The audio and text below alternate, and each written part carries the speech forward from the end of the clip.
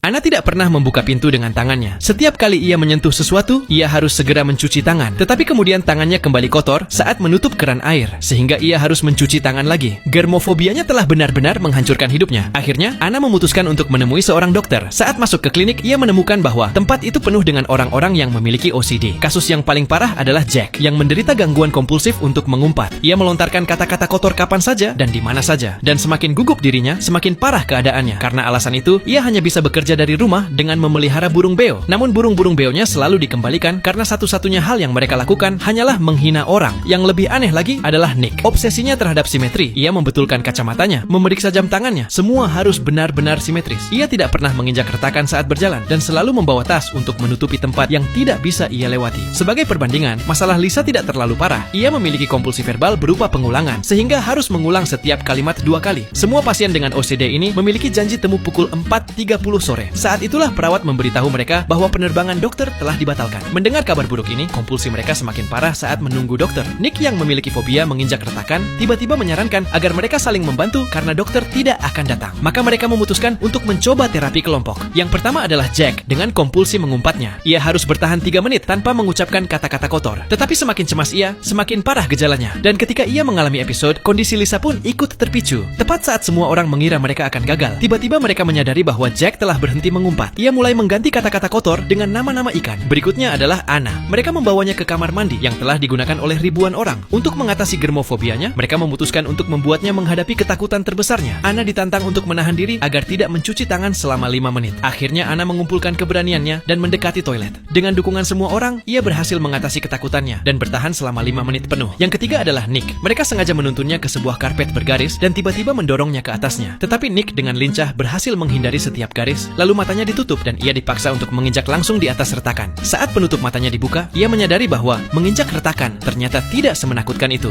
Namun, transformasi paling mengejutkan adalah milik Lisa. Dengan fokus membantu orang lain, ia terdistraksi dari kompulsinya sendiri dan tidak mengulang satu kalimat pun sepanjang proses. Sebelum pergi, mereka membuat grup dukungan lewat chat dan sepakat untuk bertemu setiap bulan untuk sesi terapi kelompok. Setelah semua orang pergi, Jack kembali ke klinik psikologi. Ternyata dialah sang psikolog. Ia dengan sengaja mengatur sesi terapi ini dengan harapan bisa menyembuhkan dirinya sendiri sambil menyembuhkan orang lain.